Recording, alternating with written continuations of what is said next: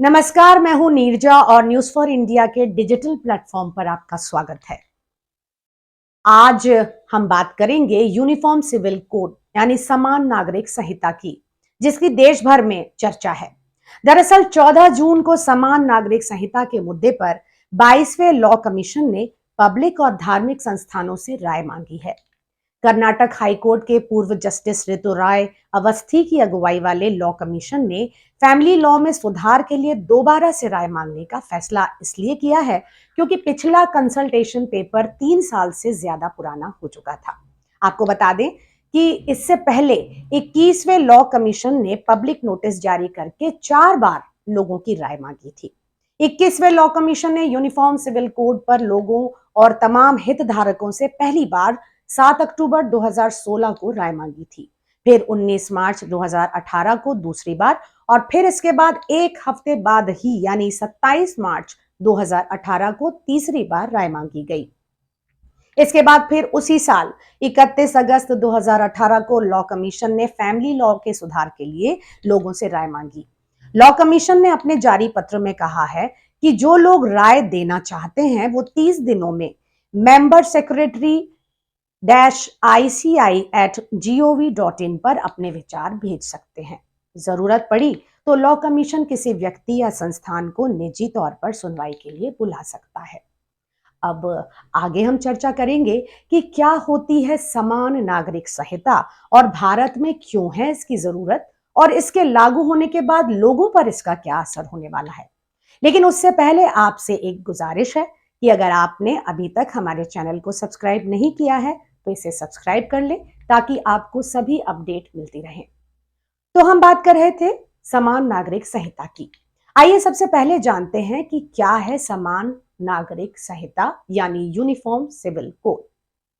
समान नागरिक संहिता यानी यूनिफॉर्म सिविल कोड का अर्थ होता है भारत में रहने वाले हर नागरिक के लिए एक समान कानून होना, चाहे वो किसी भी धर्म या जाति का क्यों ना हो। समान नागरिक संहिता में शादी, तलाक और जमीन जायदाद के बंटवारे में सभी धर्मों के लिए एक ही कानून होगा। यूनियन सिविल कोड का अर्थ एक निष्पक्ष कानून है जिसका किसी भी धर्म से कोई ताल्लुक नहीं है। यूनिफॉर्म सिविल कोड लागू होने से हर मजहब के लिए एक जैसा कानून आ जाएगा, यानी मुस्लिमों को भी 3 शादियां करने और पत्नी को महज 3 बार तलाक बोल देने से रिश्ता खत्म कर देने वाली परंपरा खत्म हो जाएगी। अभी देश में हर धर्म के लोग इन मामलों का निपटारा अपने पर्सनल लॉ के अधीन करते हैं। फिलहाल मुस्लिम, ईसाई और पारसी समुदाय का पर्सनल लॉ है, जबकि हिंदू सिविल लॉ के तहत हिंदू, सिख, जैन और बौद्ध आते हैं। समान नागरिक संहिता के समर्थकों का तर्क है कि ये लैंगिक समानता को बढ़ावा देने, धर्म के आधार पर भेदभाव को कम करने और कानूनी प्रणाली को सरल बनाने में मदद करेगा। समान नागरिक संहिता लागू होने से भारत की महिलाओं की स्थिति में भी सुधार आएगा। कुछ धर्मों के पर्सनल लॉ में महिलाओं के अधिकार सीमित हैं। इतना ही नहीं, महिलाओं का अपने पिता की संपत्ति पर अधिकार और गोद लेने जैसे मामलों में भी एक समान नियम लागू होंगे।